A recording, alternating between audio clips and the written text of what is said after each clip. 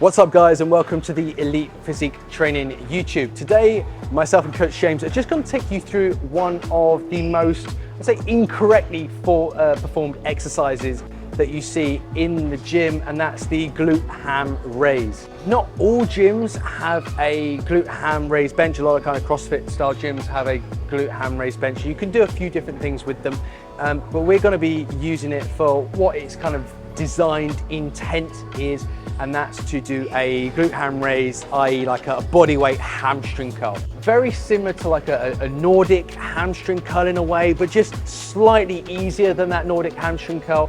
And that's largely because we're not overloading the eccentric as much with these. So we're just going to go through this exercise and just show you some regressions, how to make it a little bit easier, how to perform it correctly, and how to make it harder. First off, now, you know, we'll be honest, just before we were filming this, we were going over with James actually how to perform this. Although he knows how to perform it, you know, and he's a great coach, he's not used to training his hamstrings using this specific piece of equipment. So, you know, that's probably one of my first tips. If you're not used to using this style of equipment, it's very humbling. Definitely. And it definitely has a different feel to it compared to, say, your prone or seated hamstring curls. So, you know, it's one of those pieces of kit that, you know, are definitely worth trying to kind of take your hamstrings to the next level, especially if you're used to using a seated hamstring curl or a prone or aligned hamstring curl machine. So James is going to give you the best demo he possibly can at what this Glute-Ham raise should look like. We've been practicing this, so let's give it a go. So obviously the setup of the bench itself needs to be correct, and the right setup means that as you come over on that Glute-Ham raise, your thighs basically roll over the end here. And that's the difference between a Glute-Ham raise bench and a Nordic hamstring curl. The Nordic hamstring curl doesn't have these rollers here. So the Nordic hamstring curl, that lever arm is a lot longer, i.e. the resistance, the load is a lot further away from the actual joint, the movement itself. So this is a little bit easier than that. So we've got our right setup. So we're going to start in that top position where we're basically, to be honest, I don't mind with this one, guys. Some people, you know, like it with your hands crossed. I don't mind if your hands are there, if your hands are lying. It really doesn't matter with this one. So you can do whatever's comfortable for you with your hands, but we're going to just make sure we're in that right position to start off with. Nice and tall. We're going to find a little bit of tension in our hamstrings. And then from there, all we're going to do is almost imagine pushing ourselves forward, as far forward as we can. So we've got that nice long lever arm, and then initiating with our hamstrings, pulling our hamstrings back up to raise ourselves back to that top position. Now, especially in that top position, just give us a couple more reps for demo, James. So especially in that top position, we're making sure that we're never going all the way to the top, because imagine if we were all going all the way to here, we've suddenly lost all that tension on our hamstrings. So a big tip here is just to make sure that really we're only ever coming back up to kind of there. And you can probably see from that angle, James's hamstrings are really, really active there, like those big bulging biceps in the backs of your legs going on. Let's just give it one more rep there.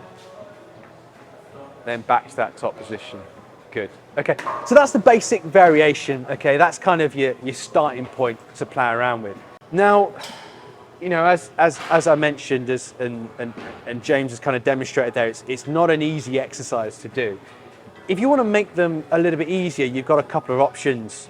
Now, my favorite option with these is to just simply use like a stick. You can use a stick there, have your hands on it, if you've got a long pole or something, and you could just use the stick just to kind of press against to get you to that top position. Now, we actually don't have access to a dowel today. We did actually try it with like a lat pull down handle. It wasn't quite working for us, a bit short. So that is one option, and you can kind of assist in that way. Another option is if you've got a partner, we could do partner assisted. Okay, so we're just going to give you a few reps of that. So on the way down, because you're stronger, you can do that on the way down, but then on the way back up, you can press against the partner and partner can help. So you do the eccentric by yourself, and then you can press against your partner and then repeat. So that's another option right there. You can even have your partner help you on the way down and on the way up as well. Another option that I really like is having a box. So you can have like an adjustable squat box or a plyometric box just set in front there. And what you can do is get yourself down to that bottom position, use your arms, explosively push yourself back to that start position just using that box. So there are a few options there to make things a little bit easier. Now, obviously we've shown you the basic variation, and that you can kind of see as like level 2. So you kind of got your level 1, your basic starting points, where you might use a dowel, or you might push yourself against the box, or push yourself up against a partner like that. You can imagine your level 2 as being like non-assisted. You know, you've worked up to say sets of 5, 6, 7, 8 reps over time, assisted. Now you're non-assisted. You could do 5, 6, 7, 8 reps or so, or you know, double digits for your glute ham raises. And then once you're up to the point where you can, you know, you might be able to get double digits with your glute ham raises, then you can start using some external resistance. Now, we'll give this one a go. The most comfortable way to resist this, you can have like a weighted vest if you want to. You can do it with a resistance band, although I do find with a resistance band, they can be a bit of a pain in the butt to set up. They don't quite feel right. And they also make the exercise harder where it's already at its hardest point.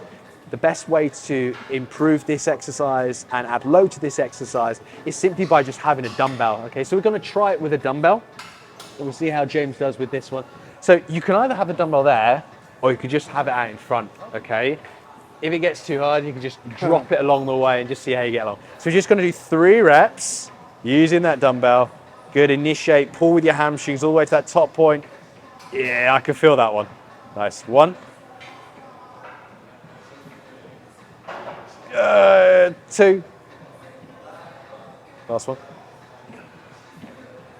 Yeah, good. And relax. So as you can see, you know, we're falling a little bit short on the form of that one.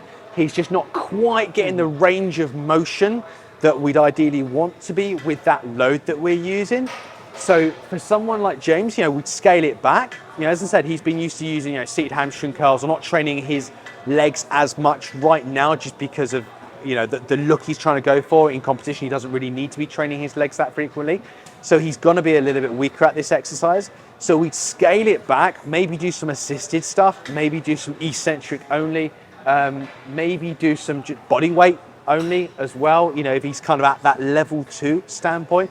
And then over time, as he improves, then just start to introduce some dumbbell weight within that one. But anyway, guys, hopefully you found this video useful. Just wanted to go over some quick tips on just some basics on how to improve your glute ham raise and just the variations I like of that, because it is a commonly performed exercise that isn't so well kind of done correctly. There are a lot of kind of nuances to it as well, and a lot of ways you can progress it as well. Anyway, guys, thank you for watching today's video. If you have any questions, just drop them below, and do make sure you subscribe to the Elite Physique Training YouTube. See you soon.